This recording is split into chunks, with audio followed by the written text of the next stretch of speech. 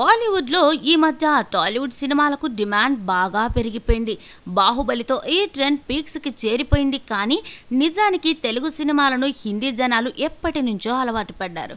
కాకపోతే థియేటర్లలో చూసేందుకు పెద్దగా ఇష్టపడరు. కానీ టీవీలో మాత్రం తెలుగు నుంచి హిందీలోకి డబ్ అయిన సినిమాలను మహా ఆదరించేస్తూ ఉంటారు. 2 నెలల క్రితం అల్లు అర్జున్ సరైనోడుకు హిందూ జనాల నుంచి ఏ రేంజ్ క్రేజ్ వచ్చిందో స్పష్టంగా చూసాం. ఇప్పుడు రామ్ చరణ్ నటించిన మూవీ ఓ ప్రముఖ ఛానల్లో టెలికాస్ట్ కానుంది. సురేందర్ రెడ్డి దర్శకత్వంలో రూపొందిన ధృవ మూవీకి హిందీ వర్షన్ టెలికాస్ట్ చేయబోతున్నారు. అయితే ఈ సినిమాలో రామ్ చరణ్ పాత్రకు హిందీ డబ్బింగ్ చెప్పాల్సిందిగా స్టార్ హీరో అజయ్ దేవగన్ను అడిగారు ఛానల్ నిర్వాహకులు. ఈ హీరో కూడా ఏమాత్రం అభ్యంతరాలు చెప్పకుండా వెంటనే ఆ కార్యక్రమం పూర్తి చేసేశాడు. దీంతో ఈ చిత్రానికి ఉన్న పళంగా హైప్ పెరిగిపోయింది. చెర్రీ రోల్ కి అజయ్ దేవగన్ తన గొంతును అరువిస్తే విలన్ పాత్ర అయిన అరవింద్ స్వామికి సల్మాన్ ఖాన్ సోదరుడు అర్బాజ్ ఖాన్ డబ్బింగ్ చెప్పడం విశేషం.